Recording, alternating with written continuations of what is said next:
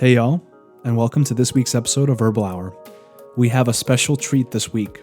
A mycologist is on to talk about medicinal mushrooms.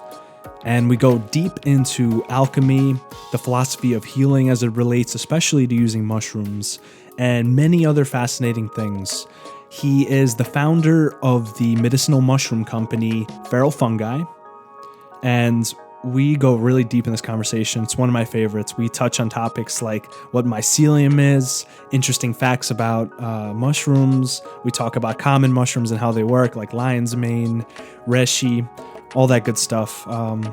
We also dive deep into alchemy, how the alchemical path can be used for healing, how it relates to herbalism, and how it relates to medicinal mushrooms. Our guest is quite excellent, and I'd like to welcome him. His name is Jason Scott. And to start off, I'd like to ask, how'd you get into studying medicinal mushrooms? Yeah, well, first of all, thanks for having me on today. I'm looking forward to sitting down and talking with you. It's a hard question to answer. I feel like people always ask me that. I'm in a pretty unique and niche field, specifically being in kind of two niche fields of mycology and alchemy. So people often ask how I got into what I'm into and how I'm running the business that I'm running. And for me, the way that I perceive it is that I'm just kind of an agent working for the mushrooms in a certain regard. And, that I'm not necessarily kind of consciously pushing forward this agenda for the mushrooms, but rather, they're kind of running the show and making the calls. But I was when I was younger, I kind of ran into a lot of conflict of what's going on in the bigger societal and cultural picture, and just how we kind of address those things and how we look at those things. And I wasn't really sure how that really fit into my life and how to best explore meaning, for lack of a better way to say it, within life, and kind of like find my path and find my purpose. And did some exploring into looking at radical politics and kind of like more holistic means of living within harmony with the earth, and what that kind of looked like, and what that meant to me, essentially. And so I ended up getting into studying permaculture, and through looking at the world through the lens of permaculture and looking at kind of edible food systems and medicinal food systems, and how we can kind of like provide things that we need for ourselves and Live off the land. Live off the land, exactly. And give ourselves that kind of like sense of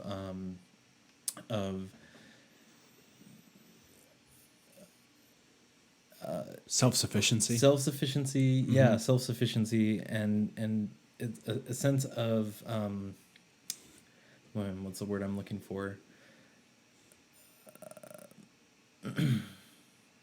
Anyway, so we're looking at how we can kind of take these cultural systems and kind of turn them into something where we're able to provide for ourselves, and able to kind of take care of ourselves in ways that we've given over that power to bigger corporations who aren't necessarily looking at the well-being of the earth. And so through that study and getting into the permacultural perspective and mindset and field and study, I stumbled across mushrooms. And so I went to the Radical Mycology Convergence in 2010, I think was the first one, up out of Tonasket, Washington. And I was just kind of curious at that point. Had like a little bit of experience with mushrooms, and they had played a bit of a role in my life at that point, but I didn't really know all that much about them. And so, the Radical Mycology Convergence up in Washington was really kind of like first deep dive into all things mushrooms, looking at everything from the biology of the mushrooms to the chemistry of the mushrooms to their medicinal uses and applications. And it really just kind of sent me further along this path that I felt like I was already kind of like treading, and kind of gave me a little bit more guidance in a sense. So I became really curious, and played around a little bit more with cultivation of mushrooms, which I feel like just entwined me more in that mycelial web, and just kind of how to incorporate mushrooms into agricultural and kind of like homesteading practices from that permaculture perspective. And then eventually I kind of came to falling into more of like a path of ethnobotany, so like cultural relationships to plants, and ethnomycology, cultural relationships to mushrooms, and herbal medicine, kind of like looking at herbal medicine as one of the bigger potentials and solutions for kind of healing the mind, the body, the spirit, and healing from these kind of traumas that we all take on from this bigger cultural narrative that's happening. And I think a lot of people kind of like tend to overlook look at those things. And we don't have as much of a cosmology in this culture. It's kind of like an ambiguous culture that we live within in the Northwest, unless you've got roots to your ancestral cultures. But for most European folks, that's not really ever the case. And so yeah, it just kind of, that was like my way of kind of reconciling how do we deal with these kind of like larger cultural issues that most everybody is dealing with. And so from that, just dove into and explored mushrooms on multiple different levels. Again, kind of like looking at what they are more on metaphorical level, as well as how they acted within the environment, the benefits as medicines, the relationship to cultivation, which I find to be like a really fun hobby. Yeah, mushrooms are incredibly fascinating. I was watching a documentary that was talking about like the secret life of mushrooms and how they live in forests in these communities, and they have these mycelial networks that are like tied to trees, and they receive nutrients between each other and exchange things. Can you talk a little bit about that, the mycelium? Because I feel like that's just the most mind-blowing thing about mushrooms whenever I think about that. Yeah. I mean, definitely it's a very unique structure for an organism to have. And mushrooms in a large way are really how most biological organisms have come to live terrestrially or on the earth. It's like mushrooms were really what helped the plant life move out of the kind of like nutrient rich broth of the ocean onto the land by helping to break down minerals and transport it. It's kind of like creating symbiotic relationships with the plants by breaking down the minerals that the plants needed and then exchanging them for the sugars from the plants. And they do the same thing in the forest. And so it's really interesting, kind of like this niche place that they occupy. And to me, just kind of like the way that they're often really overlooked in the forest, it's like people can go their whole lives with hardly ever noticing fungi, but they play such a central role, again, in everything from food to medicine, and their mycorrhizal relationships within the forest ecosystems, as you were mentioning, are such a crucial part of how forest ecosystems thrive in the first place. And so that's a huge part of, I think, what we miss when we, for example, think that it's okay to just deforest an area and then replant trees, is you're taking out a whole slew of other organisms, including bacteria, including fungi, when you just deforest an area. And replanting it with other trees is not necessarily the equivalent of the kind of biodiversity that exists. Right. In a it's natural like ecosystem. Uprooting a whole city with all the sewage networks and everything, and then just putting houses in the same land. It's like, it's not really as functional. Yeah, that's a really great metaphor for that. And so it's interesting, and you can see that shift in diversity and in ecological relationships when you look at new growth forests that are planted by people and old growth forests that have existed for a long time. But in that too, you also see kind of like a lot of potential through introducing, again, kind of like based off of our relationship and our observations of the mushrooms and how they're acting in the natural world, and being able to introduce them back into potentially damaged ecosystems as maybe like one way that they can benefit that forest ecosystem and kind of like help to renew it back to maybe a more holistic form, so to speak. Now, these days, there's like a big upsurge of interest in mushrooms, especially, medicinally, psychedelic, things like lion's mane and cordyceps and shilajit, and kind of everyone's talking about these mushrooms. And there's this theory in herbalism from the more traditional perspective, as you know yourself, and from an evolutionary perspective, that what we get from plants is we basically ingest their evolution and how they adapt to their environment. So when you eat a plant that lives in this and that area, it fights off this and that germ and parasite. When you eat it, you get the same protective benefit because it produced those chemicals for itself. Sure. So you're taking that in. So what I've noticed with mushrooms in general, they seem to be, especially medicinal ones, they seem to be very specific to the nervous system and the immune system. Any idea on why that seems to be the case, or is that not necessarily the case? Because like things like lion's mane, it's like nerve regrowth, and cordyceps, psychedelic mushrooms like psilocybin are very specific to the nervous system. So why is that?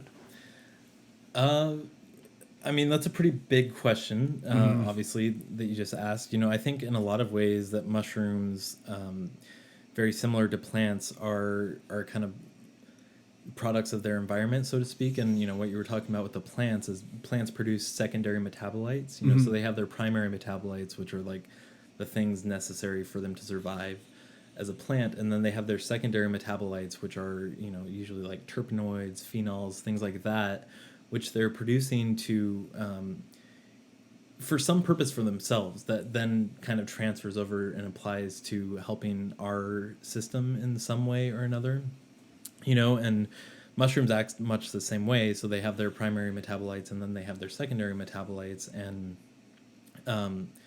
each one of them kind of has different ways that they help or that they benefit our system. So mushrooms are really interesting, and I think it's just interesting to note on this really quick too, first because we talk about plants, we talk about mushrooms, and a lot of people just kind of group them together and just talk about mushrooms as like part of the plant kingdom. But we found out relatively recently, like in the past 50, 60 years, that mushrooms are actually biologically far more closely related to animals or to humans than they are to plants. Yeah, they breathe oxygen, right? Yeah, and they emit carbon dioxide. That's like a very big distinction. Yeah, and then when you look at the phylogenetic tree of life, they're much more closely related to humans and to animals than they are to plants. So there's something unique about that, and also in the way that they evolve and the way that they develop, just like you were talking about with the plants, where the plants evolve over these long periods of times. The mushrooms, in my mind, in my perspective anyway, seem to have this quickening that happens, and so they adapt to situations potentially much more quickly than certain plants will, to where they can adapt to environmental differences within a single generation, meaning that they can evolve and change and produce different metabolites within a single generation. So an example of that is like, I'm sure you've seen, there's a lot of information coming out about, mushrooms that eat or consume oil or petrol waste, or there's mushrooms that consume plastic.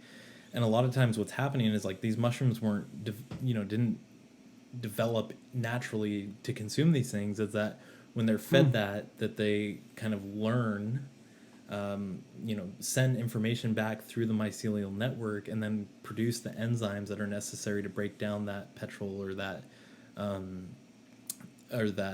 plastic. My good friend Peter McCoy even did a experiment with cigarette butts, and taught mycelium, I think from an oyster mushroom, I'm not 100% sure, to break down used cigarette butts, which are a huge pollutant issue right now, as they kind of go into the landfill and into the ocean and are filled with toxins. And so they're adapting to their environment in real time. Now, do you think they're able to pass on that adaptation? Because you know how the issue with adaptation in this life, aside from speaking about epigenetics, which is like all the study of genetics that can be heritable, actually non-heritable traits that could be gained during this life that could then be passed on. Do you Do you think it has to do with the mycelial networks and how they kind of set themselves up? How are they like learning over time to adapt to the environment? I guess this is kind of like an evolutionary biology question. Obviously, I don't think anybody really knows, but it's always a cool thing to discuss. I mean, yeah, I think there's theories about it, and I think kind of just how I was mentioning, where in the natural environment, the mycelium will come up against some sort of potential food source, and maybe it doesn't have the capacity to break it down when it approaches it, but maybe it sends that information back, and then it creates some sort of enzyme that will help to break down that material so that it can then use it for food. Now, and that's where it gets really interesting too when you're looking at these like toxic substances and materials. Is you're not necessarily going to want to eat oyster mushrooms that consumed petrol or oil. I probably wouldn't. Yeah. It doesn't sound like. But also, we don't really know enough about what's left in the mushroom. I think there's still a lot of research to be done within that kind of field. And why I kind of like look at and talk about mushrooms within the context of alchemy too is because one, I like to separate and differentiate them from the plants as being their own kind of unique field and kingdom to look at and to explore. But in a lot of ways, I consider mushrooms to be like the alchemistas or like the little alchemists of nature, because their whole game, their whole purpose in the environment is transmutation. It's like they're taking, they're the first kind of set of decomposers helping to break down what otherwise would be just decaying waste and transmuting it into nutrients that can then be used and uptaken by other plants. Again, kind of getting into what role that mycelium's playing in the environment. And so they have this amazing benefit of being able to transmute things that are otherwise undigestible and making them something digestible. And I think that's really interesting in the context of medicine too, because when you, depending on what systems of medicine you're looking at, it's like the poison is in the dose and it's also in the preparation. So it's like most people would tell you not to consume mercury. But then when you talk to like people who are practitioners and proponents of Rasa Shastra Ayurveda, they're going to make specific preparations out of mercury that, has been purified over various different processes and then is now viable and is good for use as a medicine and is a really strong and potent medicine.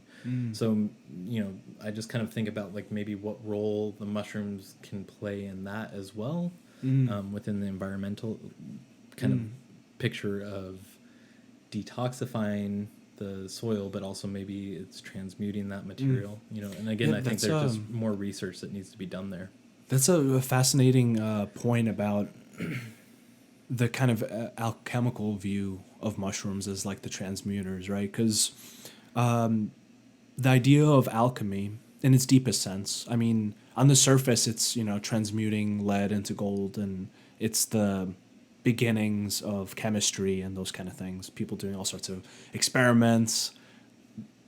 But on a deeper level, which we can kind of dive into because I love talking about alchemy, it's the study of the spirit and the mind, and the transmutation process of turning lead into gold is really the question of life. It's how do you turn, this life, Buddha would say, the suffering of this life into enlightenment. How do you turn ourselves as we are with all our faults, difficulties, mental issues, depression, anxiety, lack of compassion? How do we transform that into living into living gold, the spirit, basically? How do you transform material into the spiritual matter?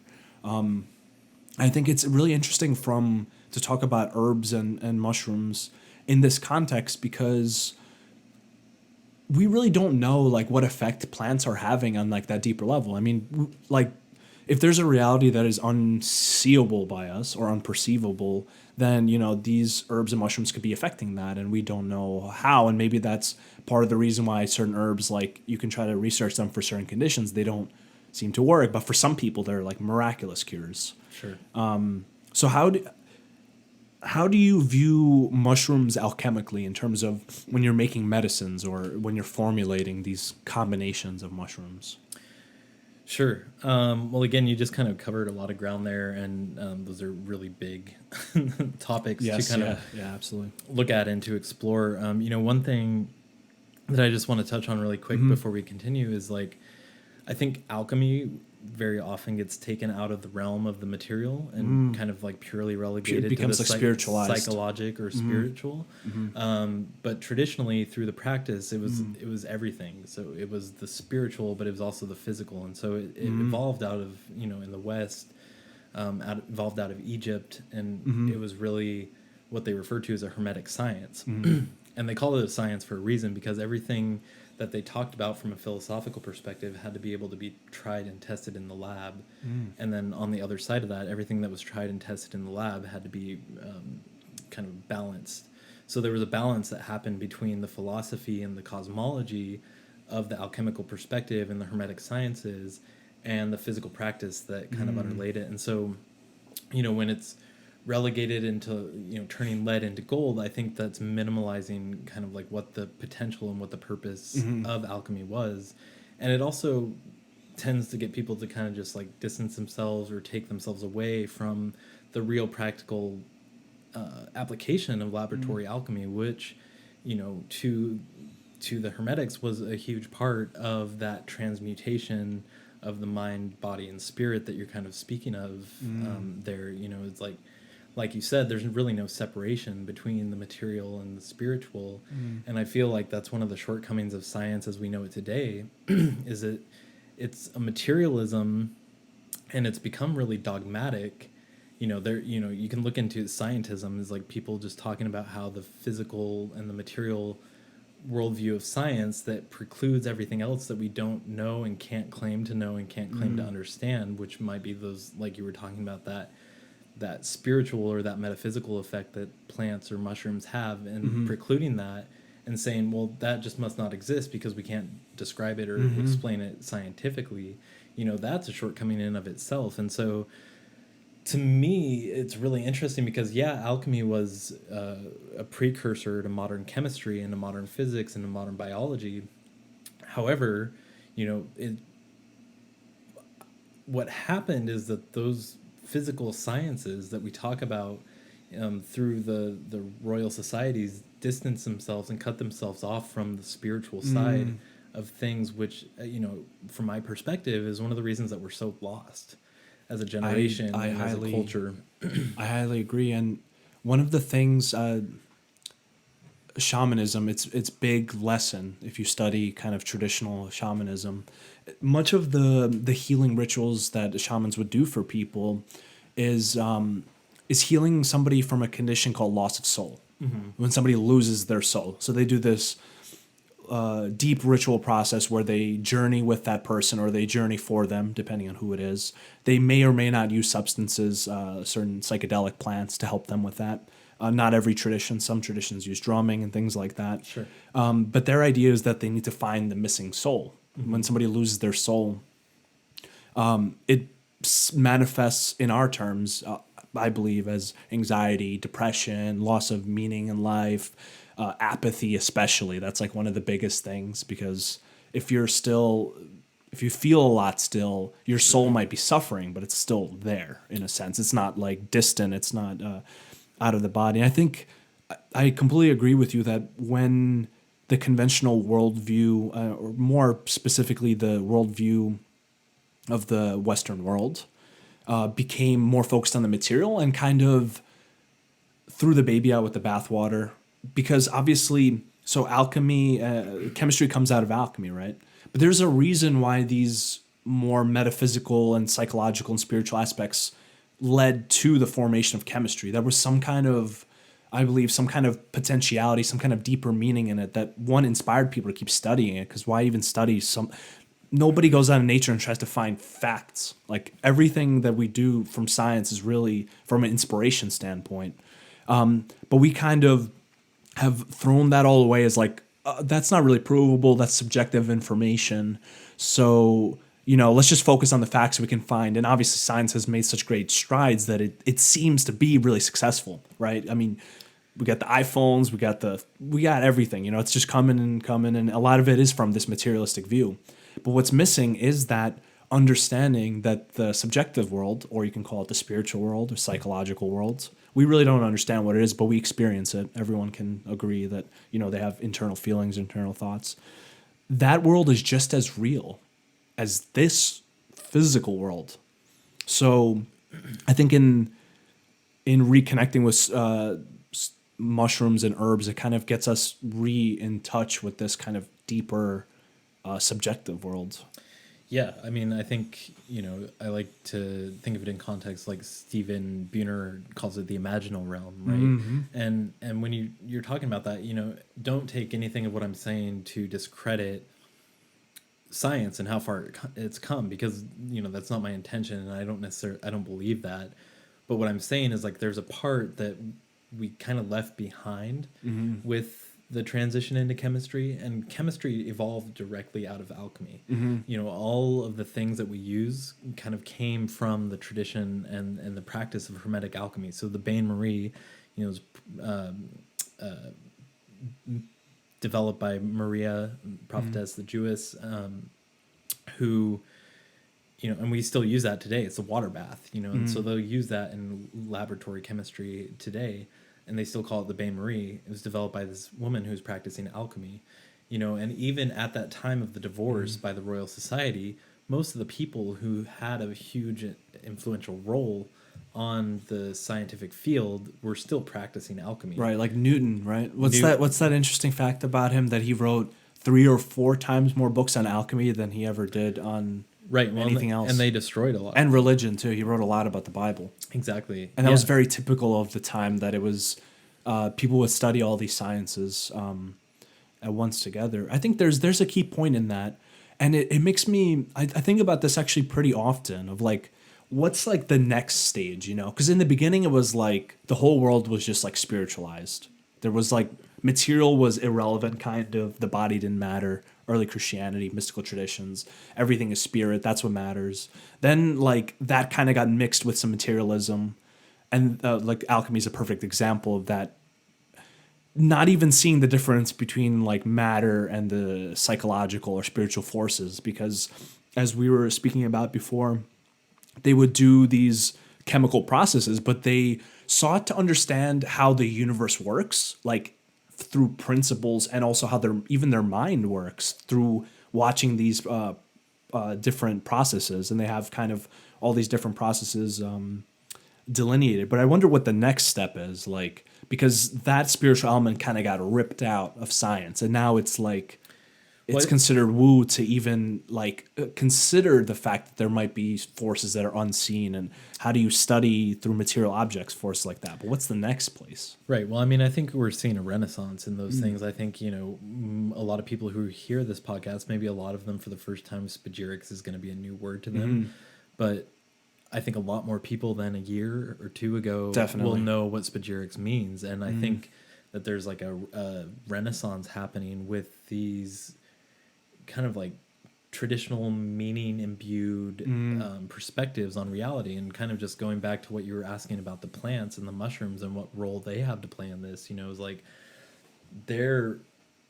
I think from the scientific perspective, you look at them as passive agents, passive objective agents that exist within these ecosystems, and we kind of see ourselves as separate from them or distant from them. But I think a lot of people are kind of coming around to being like, oh, well, no, these things have an electromagnetic force. We have an electromagnetic force. There's a means by which we're able to kind of understand and see these things and communicate with them that's beyond just the physical, like you were kind of mentioning there. And I think it's something that people feel. And I think, no matter who you talk to and how scientific and materialistic they are, they still have feelings. They still have things that they can't describe. They still have a subjective reality. And I think to write off that subjective reality is just not a really viable means of moving forward. And so I think there's this potential and this opportunity in working with plants and working with mushrooms and working with them in their more holistic context that's kind of presented to us in the form of spagyrics and the traditional preparations. And even just directly standing with them, sitting with them in the forest and talking to them, and even just going back to like what I was mentioning at the very beginning, it was like I feel like the mushrooms really called me to this work, and I feel like in various different ways I can be like, oh, well, no, yeah, that didn't happen. And well, like I decided to do this and I'm doing this. But then there's that other way of looking at it where it's like, well, no, it's like I can trace all these coincidences, so far as you can believe and want to follow coincidences and say, well, okay, well, all these things just led me to here where I am talking about this. And I always like how my good friend and teacher Seja Popham puts it. He says, talks about that plant in the forest that stood up and spoke to you. It's like, what was that plant? What was that moment when you kind of connected with the plant realm? And I think it's interesting because I think a lot of people were, as we were kind of talking about before, we're in this like very lost kind of culture, but we're still very rooted in the plant realm. And I think of myself when I was younger, and I think of other people who are kind of like lost and kind of overwhelmed by the bigger cultural narratives and things that are happening, and people in that tend to get really lost in marijuana. And I think for me that was one of the first plants that I like really deeply connected with, and it served its purpose at the time because it really helped me through a really challenging time.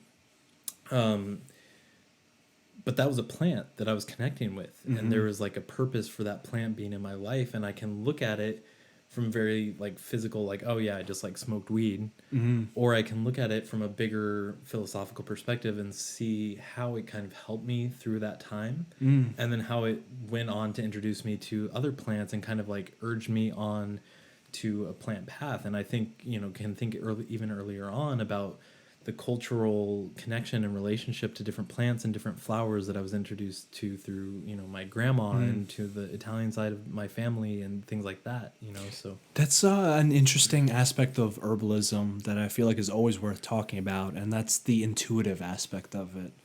Like being drawn to certain plants or certain trees, being drawn to the aroma of a certain plant.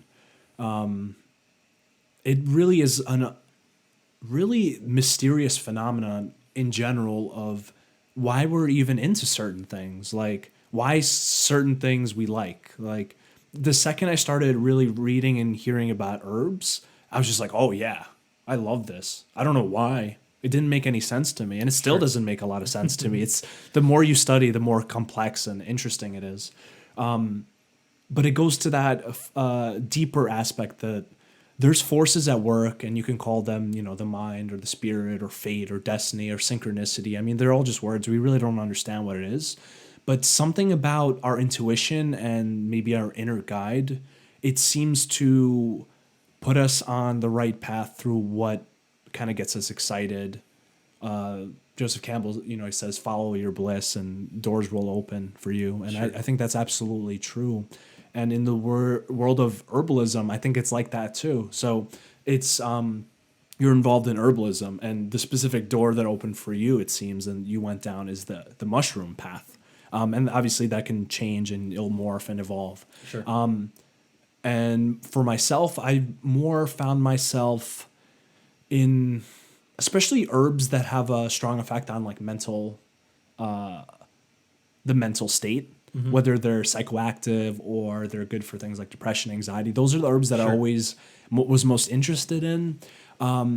Probably mostly because I could take them and I can feel what they did. Because some herbs are obscure. Like you take a certain root and it's like good for your liver, but like how do you know it's good for your liver? Like you only know if you have something wrong with your liver and your symptoms go away. Right. But with other plants like, I don't know, high dose passion flower or something like that, I was experimenting with that. In high doses, it's like very, very calming. It's very sedative. You can like feel it, and it has a particular like energetic feeling. And I think I urge anyone who's interested in herbs to focus on developing relationships with the plants. That's kind of more from the shamanic tradition of like just sitting with the plant, just hanging out, keeping it in your pocket, thinking about the feeling that it gives you, and like think of it more as like a relationship, not like this is a substance and I'm going to take it in. Because for whatever reason, if you feel that deeper aspect, it seems to have more healing effects. And why that is, I mean, who knows? Could be just through the ritual aspect, could be some spiritual things happening. Yeah, I mean, I don't think it's quantifiable. And there's a couple interesting points in there. One, I really, like I mentioned, with like the marijuana, it's like there's something with the plants that have stronghold on our perceptive faculties, so to speak.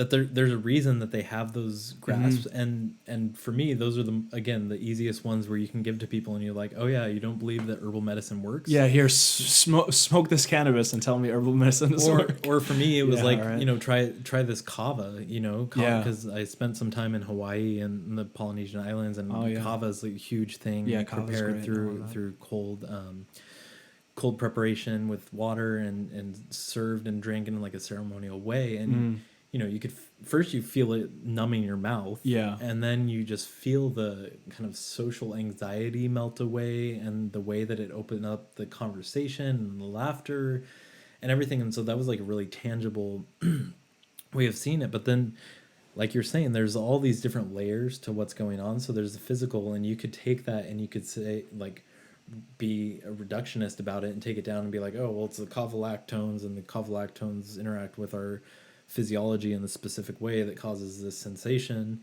But then there's that mystery piece of it too, which I think we see a lot in scientific research in the kind of like with placebos. And I don't think I think that's minimizing again what's actually happening. But well, it's an easy way to just get rid of a whole unexplainable phenomenon. It's just like, call it placebo, and let's not talk about the fact that people have like physiological changes from being given sugar pills because they believe they're getting treatment. So right, but it's an interesting thing, and it's an interesting thing too, the stubbornness of the mind and what kind of blocks that can put up for people too. That was like one of the first things I've done some studying in Nepal with a Vaidya. His name is Madhu Bajrabhajacharya.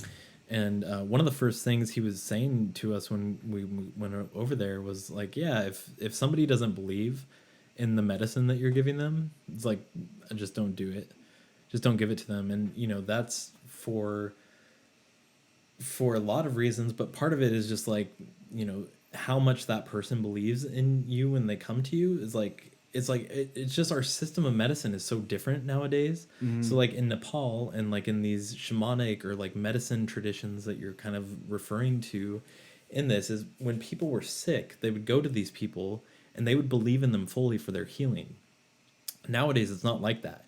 Nowadays, people want to know what the ingredients is. People want to know how exactly it's going to help them. People want to know what the constituents it has this are substance and how it's affecting them and how concentrated that constituent is. And which is a part of it. It's not the whole thing. It's a part of it, but I think it's a really myopic way of looking at it. Absolutely, because, we can look, again, kind of leaning back on like the Ayurvedic perspectives, like we can look at some of those medicines that they make, and there's a lot of research that backs up how they're physiologically working in the body and how they're effective. So when he would see a patient and I would sit in clinic with him, and he would just tell the patient to go to the hospital, be like, Madhu, why did you send that person to the hospital? Can you not do anything for them?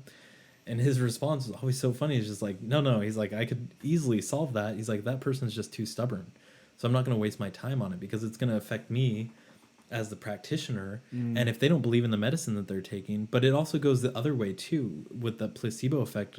Shortly after that, I was reading an article where they were talking about how there's this incongruency in a lot of medical pharmaceutical trials, because people are having kind of like the opposite of the placebo effect, where it's like nocebo or whatever, where they're getting side effects. So they're getting like headaches, and they're getting like, whatever multitude of side effects come along with any pharmaceutical that you can take, which is like a whole other topic in of itself, and isolating compounds and the problems that has. But you get these people who, since they're having side effects, then they think that it's working for them. It's like, oh, well, I like had a headache and I was dehydrated and it was pissing blood, so it must have been working, and then have the placebo effect work for them in that way. Yeah, there's some studies of pharmaceuticals actually not working as well if people don't believe in them. Sure. And there's just like a kind of overall acceptance of the fact that they work. So a lot of, actually it's interesting if you look into the literature on antidepressants, from everything I hear, they're really in general not too much better than placebo in a lot of studies. Placebo does just as good as most antidepressants do, but still they're kind of given out quite widely. So, Yeah. so you touched on the word spagyric or spagyric. Can you tell us what that is and how you do that process of making a spagyric extract? Sure. I mean, there's a lot of different, again, dynamics to it, and it's a pretty involved process. But that term spagyric comes from this fellow named Paracelsus, who was an Austrian chemist. He's the man. In the 16th century. And he liked to make up words all the time. He did. He made up a lot of words. He did. And quite a character. His name's Theophrastus Bombastus von Hohenheim. This is a shortened version of his name.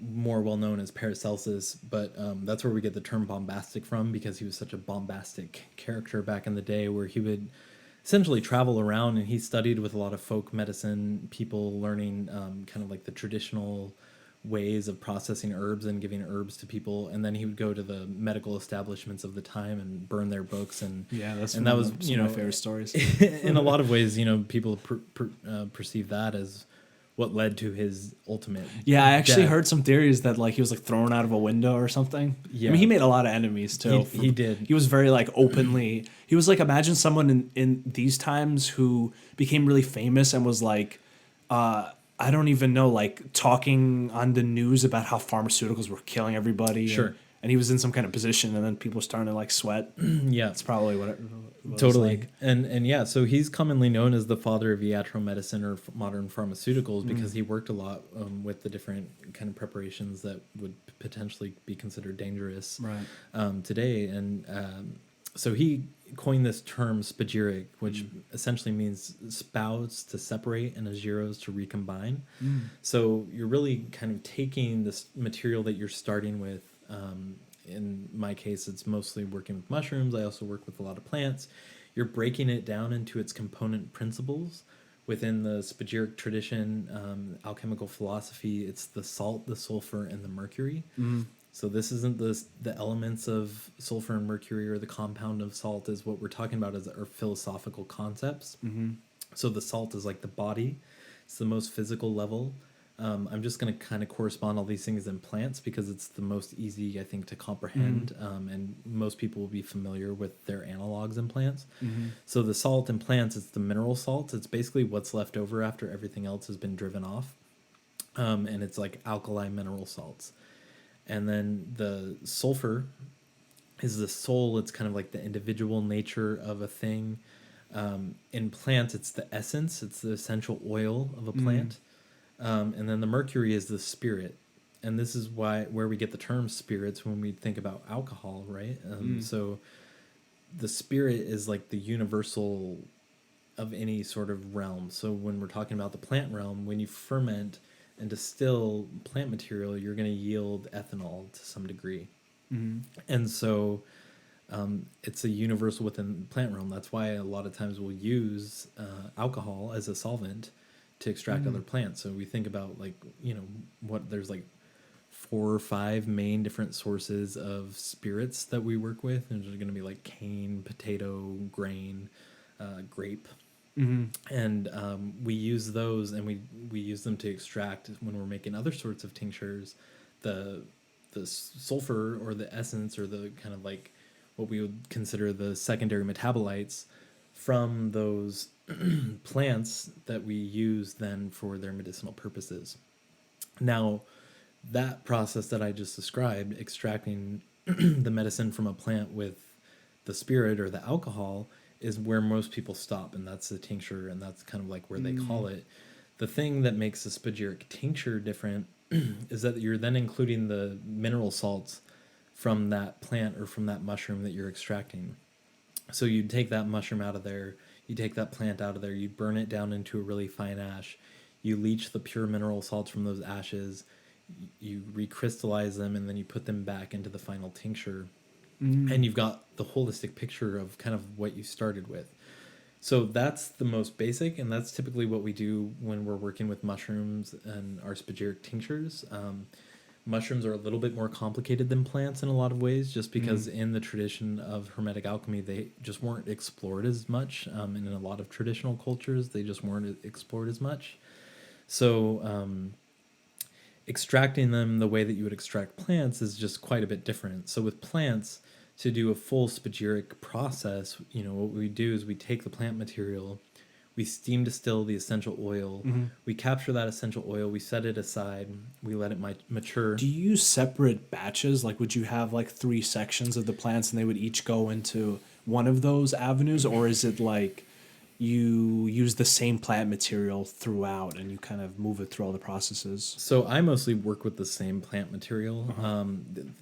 It kind of depends on who you talk to. Okay. It's not as strict of a science as much as it is an art. And I think there's kind of principal parts to that art that have to be followed to certain degrees. I think the idea makes a lot of sense because basically the fundamental idea is you're trying to get everything that's possible to get out of the plant. Because even when you tincture, you lose some stuff. When you make a tea, you lose anything that's like fat soluble mostly, called essential oils. So Yeah. always trying to get like the most holistic combination of all the things in the plant.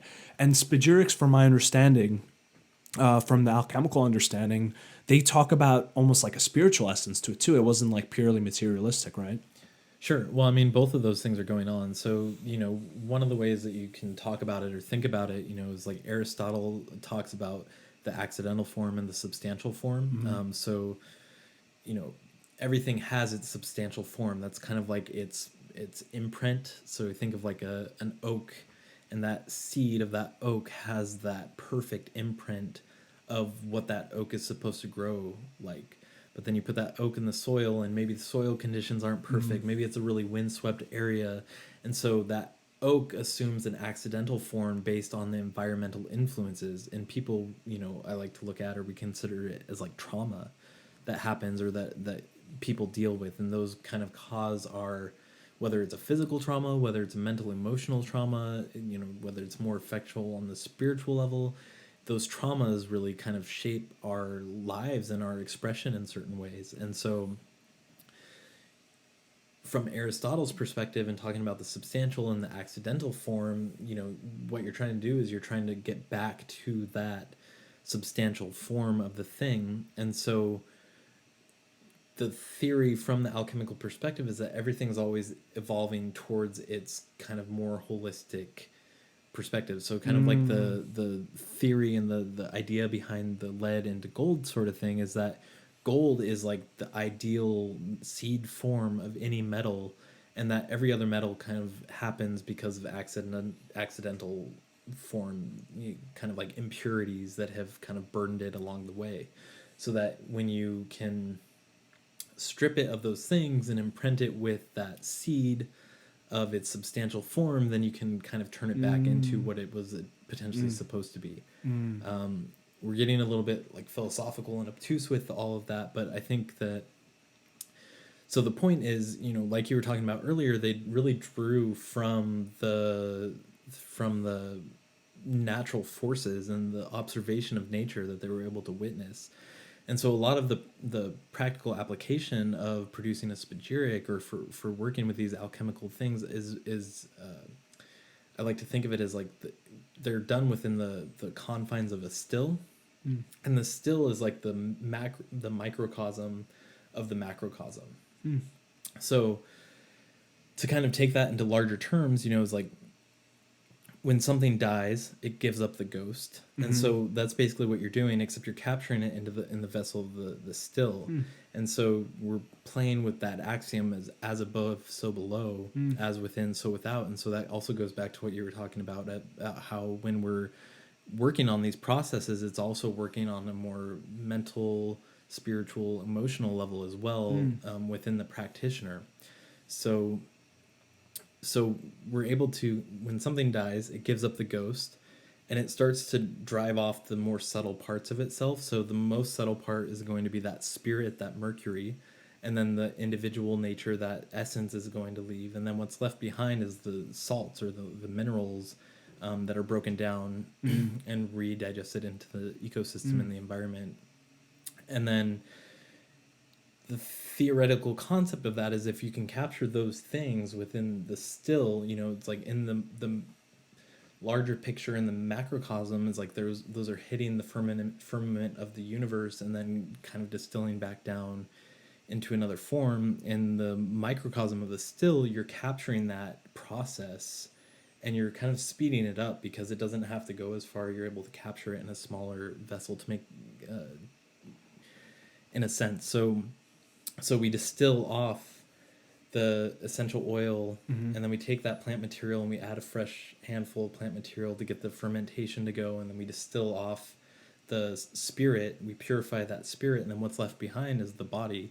You burn that body, you purify all of the carbon, you get all the impurities out of that, and you take the essential body. You have a purified, spirit that's been distilled multiple times, and then you have the essential oil or the sulfur that's been maturing, digesting, and then you recombine those things and you activate the salts with the most volatile principle, the spirit, and then it's able to take that sulfur and you've put it back together, so you don't lose any of those pieces in the process. You're capturing them all because they don't have anywhere to go but to recondense in the still. And that again is just from observation of nature, and you watch the cycles of water and how water is moves, is evaporated, is condensed, and then recirculates into the ecosystem. And so you're capturing that process, and it has a very physiological function and effect because you've got those secondary metabolites that you've captured through the form of the essential oil and the subtleties and the spirits and the minerals and the salts. And you being a naturopathic student, soon to be doctor, you know the benefits of each of those things on their own, why people take trace minerals. I don't particularly endorse ingesting essential oils by themselves, but the theory is when you capture these three things, you get them in the innate volume that they are within the plant.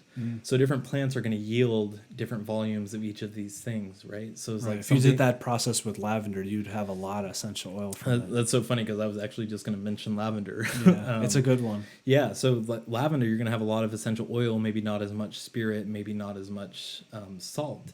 With something like horsetail, you're not going to have very much essential oil, but you might. It's actually kind of fascinating from a kind of. So you were talking about the essential oils being the spirit aspects, the soul or the essence, the soul. The okay, sulfur so that's interesting in the fact that some of the plants that have the most essential oils, especially the ones in the mint family, those are all of your nervine herbs. Those are all of your like psychologically nervous system herbs, like lemon balm. What else? Peppermint too has mental effects. Lavender obviously is a great example. Right, but thyme, rosemary. Ironically enough, lemon balm actually doesn't really have very many essential oils. Really? Nope, it's super low. Interesting. I always thought of it as having a lot of essential oils because of its like intense aromatic fragrance. It's very potent, and it's not a lot, but it's kind of similar to rose in that regard, where rose is like one of the most potent fragrances you might. But it doesn't yield a lot of essential oil. Yeah. But that, I think that in of itself just speaks to potentially the potency. So again, that sulfur principle is like the individual nature of the thing. So I like my teacher, Robert Bartlett, always puts it like, if somebody hands you a vial of lavender essential oil, you smell it, you know what that is because you've got that, association and that relationship to lavender. And that's kind of like the key notes of like what that person is. That would be like, my personality would be like what you would be capturing in that essential oil, or like the difference between my personality and your personality. Whereas that spirit's more going to be like that universal thing that we share between us. It's interesting too, in terms of making tinctures of all types, that if you vary the percentage of alcohol you use, for example, you pull out more of one thing. So they say for things like for lavender, you actually want to use like high percentage alcohol, like high proof, like 60, 65%, because it does have all those essential oils. So the alcohol specifically pulls essential oils better. Is that related at all to this like alchemical view that because you said the alcohol was, the fermentation process was the sulfur. The spirit. The mercury. Yep. The mercury. Yep. Okay, Yeah. is there any relation between those elements that makes sense of why like the oils and the essential oils are more pulled by alcohol or more extracted?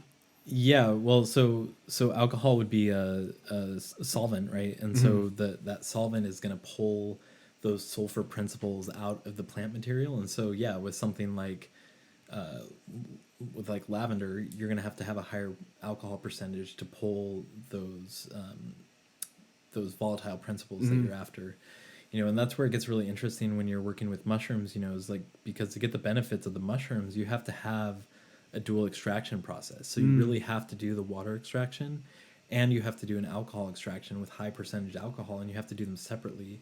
Interesting. Because otherwise you're not getting the full constituency of the mushrooms, and so the thing that you're primarily pulling with the water extraction in the mushroom extracts is the polysaccharides, which are primary metabolites within the mushroom, because those are components of the cell wall of the mushroom, which is one thing that really differentiates them and sets them apart from plants. So their cell wall is made of chitin, which is like our fingernails or like crustaceans. So it's like a dense, hard material. And those polysaccharides interact with our system in a really specific way, to where they're broken down by the primary immune cells and kind of like fed in a sense to our secondary immune cells, to enhance our overall immune function, or more accurately to modulate our immune function. So most of the mushrooms are actually immune modulators. And then you have to use that alcohol to extract the full set of secondary metabolites from the mushrooms, in order to get the benefits from them, which are gonna a lot of times be like antiviral, antibacterial. Typically it's those that are gonna interact more with the nervous system, kind of going back to your question earlier. So they're really different in that way, which is an interesting thing to think about. And so within the perspective and the practice of alchemy is, the plants are their own kingdom. They're kind of like, the training wheels, for lack of a better word, of how to get started in the alchemical processes. And I always think of it as like, if you distill lavender and the lavender escapes the confines of the still, it's going to smell really good, right? It's going to be like nice. Now, if you're doing that with mercury, that's not a good, it's not a good thing. It's a good place to start, basically. It's going to be deadly, right? So, so the plant realm is really like the training wheels, because it kind of like gets your laboratory practices to a point where it's like, okay, I'm making sure that I've got all my parameters covered and the system is closed and I don't smell it. So it's like, okay, I'm doing a good job. Versus, that's like how Isaac Newton died, was like by inhaling antimony. And how many alchemists have died by inhaling antimony or mercury, because those things are a lot more, once they're a lot more fixed. So once they're volatilized, they're dangerous unless they're processed through a proper way to which they can be ingested, if that makes sense. So it's interesting to kind of like look at the differences between the different fields, and how you process different things to yield the medicines, and what kind of benefits that they have to offer you once you've properly extracted them. So that's where the mushrooms are a little bit different than the plants, is because we have to use that dual extraction process on the mushrooms to really get the full benefits. And then when you're looking at a full spagyric extraction, like I explained with the plants, is like most mushrooms aren't going to yield an essential oil if you just steam distill them. So, that part of the process is a little bit more tricky, when you get into it and when you get into the meat of it. And so, so yeah, that's where it's also really important to kind of like distinguish, because I think that the terminology is like, there's not a lot of standardization around terminology through spagyrics or alchemical preparations. And I've seen a handful of people out there calling something a spagyric when more realistically it's like a spagyric tincture, or it's not a spagyric at all because it's not really processed properly. So I think it's really important to kind of like look at those things, and then like look at how people are processing it, and look at where they're learning these things from. Because if somebody picks it up from a book, there's a lot of valuable information in books that you can pick these things up in. But alchemy was an oral tradition for a really long time, and it was something that was passed from teacher to student to teacher to student. Yeah, they were trying not to get killed, really. Yeah, for by sure. the church at the time. For sure. So I mean, if you kind of omit that factor, I think, again, not to omit and say that people can't do things properly if they haven't learned directly from a teacher or lineage, but I think it's a lot more potent, and you are certain that people are doing something right if they have that teacher, they have that lineage behind their practice. Right. I mean, because there's so many opinions on alchemy, especially since we're so far removed from it now that mostly the only primary sources are just reading like Paracelsus or something like that. There's this beautiful idea that I really like from alchemy, that the role of humanity is to perfect nature. I think that plays into the kind of herbal craft, is that nature is like at this point, and that humans are here to kind of bring nature to that ideal gold state, which is like things like spagyrics and making compounds out of plants, I think. Yeah, I think that it's an interesting point, and I think it's a controversial point, because I think you'd get talked to a lot of naturalists who say that nature's perfect and then would nothing say can that be nature's done. perfect, Right? and I think you have to look at it as that those things are also working on you as you work to perfect yourself as well. So everything's in this kind of constant state of evolution and perfection, to so to speak. And kind of going back to what I was talking about before, trying to reach that substantial form and that kind of like seed imprint of itself. And I've had people bring this up in like classes and stuff that I've taught, and been like, oh, well, are you saying like trauma is a bad thing, and like I shouldn't have experienced that trauma, or like that plant is worse because it's like windswept and has that accidental form that you're speaking of? And from my perspective is no, that's not true. Is that those are potentials and parameters for growth and parameters for work, and kind of those are the things that we can see within ourselves that we need to develop and we need to work on. And when you think about it in regards to like people and trauma and like psychological perspectives on the world, it's like, if you've ever met anybody who's got a lot of trauma and hasn't processed or dealt with that trauma, it's like they've typically got some like pretty noticeable behavioral patterns that are affecting their life, either in some minute way, but usually in like a pretty large and overt way, versus somebody maybe who's like looking at those things and addressing those things and working on those traumatic patterns and working on how they respond to those traumatic patterns. So I think in like a larger context, you could look at the accidental form as those traumas, as those kind of challenges to be overcome, and the substantial form as the transmutational work that we do to get to those places on the other side of it, so that we can be better human beings, so that we can live within more of equanimity within the ecological framework, and so we can be better to each other, and so we can have better relationships with our friends and with our family. It's fascinating that that certain plants, the stresses from the environment is actually what makes them produce more medicinal compounds. And I think of humans like that in some way. I mean, our body is an alchemical vessel. Like, we eat food and our stomach, like gastric juices and everything, digest it, it goes into our body, creates our cells. We are transforming something that's not alive into something that's alive, because everything you eat eventually becomes your body. So I think we are the alchemical vessel, really. And that's what, when you're taking like an herb or something into your body, you're basically like putting it into your body and trying to change up how the machine is kind of functioning. And I mean, that's kind of traditionally the role of the healer too, right? Is like, you don't get somebody who's just perfect, throwing random things into there also. Well, yeah, you don't just get somebody who's like come into this world and never had any sort of trauma, never had any sort of issue going out there and healing people. It just doesn't happen that way. It's like, normally the archetype of the healer is like somebody who's wounded healer, right? Yeah, exactly. Kind of like that archetype of Chiron. It's like that person who's had to experience that extreme hardship, maybe that extreme illness, something in their life that then gave them the foundation to go out and help other people. Yeah, I think there's a pretty simple principle here, and it's that you can't have true understanding of something without having an experience of it.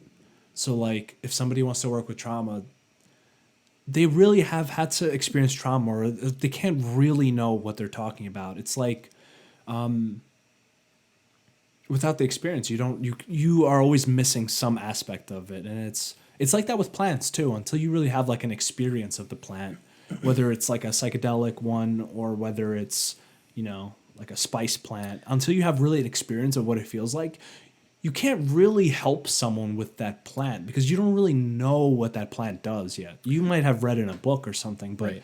you kind of get like a sense when you ingest a plant over a period of time of like, oh, this is the general thing that it does, and then you can kind of recommend it based on that. But that's always fascinating that they end up having almost like personalities, plants, when you feel them for a while. Definitely. And to a point that when you familiarize yourself with them like that, is like you can be way more effective with 5 to 10 plants in your arsenal than somebody who has a basic knowledge of 150 plants, because what does that basic knowledge lead to versus what you've seen within your direct practice, working with this small field of plants that you have an intimate relationship that's the with. thing I guess at its heart, the way I see it is that plants don't heal. The body heals. The human body, everything, the immune system, it wants to be healthy. It wants to be whole. It wants to be at its maximum functioning. And all plants and other substances are kind of, moving around this force or that force in the body to kind of help that. So from that perspective, there could be 10 herbs that are right for that one condition. Sure. And really it's just a question of which one is right at that time for that person in that preparation. That's why it's such an art. Sure. And also, again, kind of like going back to the Ayurvedic perspective, going back to like an energetic perspective of herbalism, from the alchemical tradition and the Western tradition of herbalism, is you look at the nature of those things too, and you prescribe them with intelligence. You don't just say, well, like, willow's good for headaches, so I'm just going to give this person willow. Right. When maybe they have like a cold, dry constitution, is like that willow's not going to be super helpful in that sort of and that's situation. the way herbs are studied in research studies, and that's probably most of the reason why they're not as effective as they are in people's actual experience of them. Right. When used from like a deeper aspect, not just Sure. willow for pain, but willow for like that specific type of pain or this other specific condition. Right. That people, they noticed over like 1,000 years of using it. They're just, that's just what it does. I don't know why. Yeah. And they didn't need to know why, really. Yeah. So that's more of like an empirical way of viewing it. So to wrap this all up, this has been a really awesome conversation. I love getting philosophical. I actually was a major philosophy back in my days in undergrad, so nice. I can hang with Aristotle. Although I was more of a Platonist. I would say. Yeah. What are some of your like go-to medicinal mushrooms that you use on a regular basis, and why do you like them? Lion's Mane is going to be definitely at the top of that list. I think, especially just for these times that we're in, is like Lion's Mane is. I don't really look to many herbs or mushrooms as panacea, so to say, but Lion's Mane just addresses so many things that people deal with in this kind of like cultural context in which we're living, where people are typically overworked and stressed out and anxious and depressed, and maybe that's leading to that or something else, like the amyloid plaques are leading to lack in cognitive function and these kind of like neurodegenerative disorders, which we're seeing more and more. And we're not seeing as many viable responses to those as Lion's Mane. It's like, it's amazing to me, like how much that works for people. I see it all the time when I give people samples of either Lion's Mane on its own or our Clarity formula, which is a really simple formula, just Lion's Mane. Is that the one that Reishi. I tried? Yep. So that's this formula here. It's just Lion's Mane, Reishi, and Cordyceps. Those are like the best ones. Yeah. So I kind of ones. jokingly say that it's like the holy trinity of mushrooms, but those are the ones. That's kind of like demeaning to the rest of the mushroom realm. So I don't really think of them like that. But to me, those are three of like our most potent mycological allies. And I get people all the time who take this formula, who walk away, come back 10 minutes later and like, I feel clearer. And again, it kind of goes back to like, well, I question myself sometimes where I'm like, well, am I just that good of a salesman that I've like convinced this person that it's working for them? So there's some of that like placebo and kind of like imposter syndrome that comes in. But then also you can look at a lot of the practical physiological science and evidence that's been researched for years and years, and the especially lion's mane, all this stuff that's coming with lion's mane, regrowing nerves and things like that. Like it really has some effects for sure. Yeah, and reishi with the immune system specifically. Reishi is kind of like the all around, you know. Yeah. I like to, you know, I get a lot of people too that will come to me. We do make chaga just because I think it's has its place and it's a beneficial mushroom, and people, you know, look for it. But, you know, when I get somebody who comes to me and is like, oh, I want to take chaga, and is like, well, why do you want to take chaga? And they're just using it as like a daily tonic to just kind of make sure everything's in line. I kind of try to point them to reishi instead, just because it's a lot easier to get that from a sustainable source. Have you studied at all into like the Chinese medicine view of these mushrooms? Because they have like a interesting particular view. So where like in the like research sphere and kind of the more herbalist sphere, they kind of consider all the mushrooms more or less to do the same thing. But from a Chinese medicine perspective, cordyceps is like very specific for building kidney. Yep. Kidney specifically, which is like the energy force adrenals. Yep.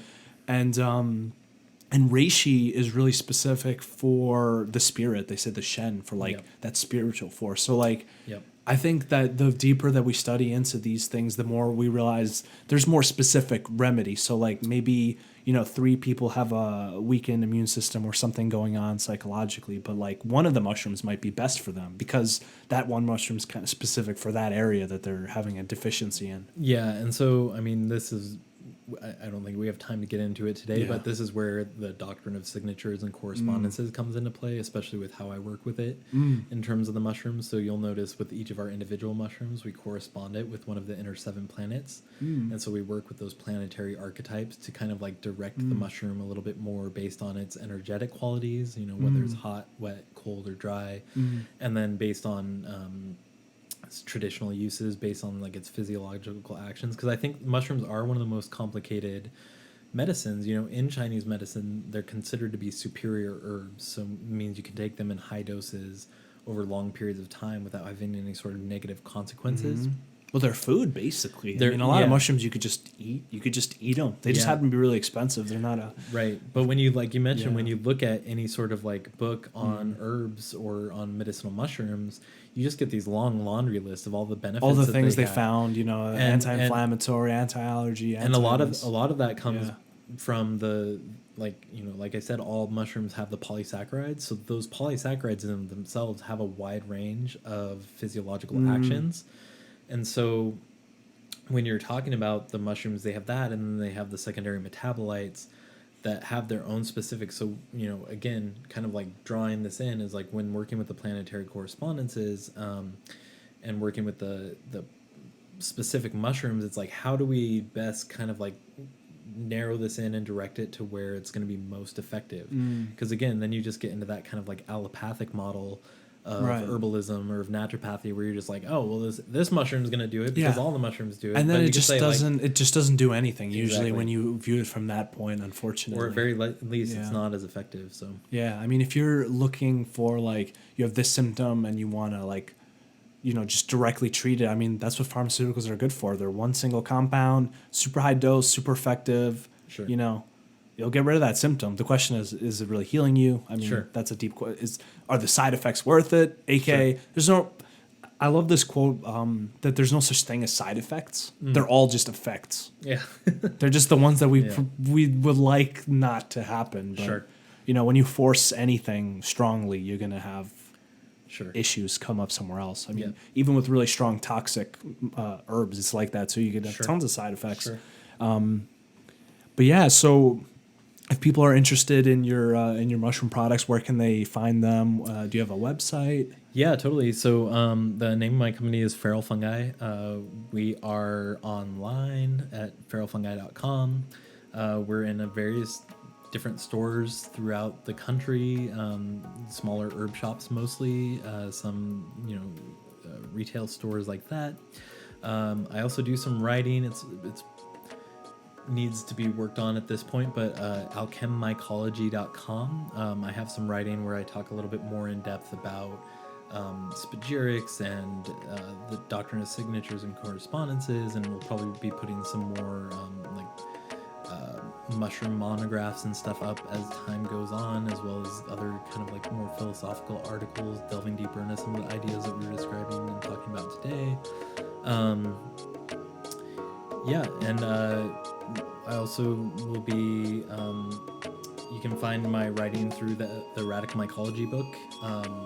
It's Radical Mycology, a treatise on seeing and working with fungi, as well as Verdant Gnosis Volume 3, where I talk about more like the doctrine of signatures and correspondences. So awesome, cool. Well, I hope everyone checks it out and adds you on Instagram. Yep. At Feral Fungi, right? At Feral Fungi, yep. Right, awesome name. And add me as well, Holistic Psyche. And yeah, I really appreciate this conversation. Thanks for coming on. Yeah, thanks for having me today. Good sir. Alrighty. Yes.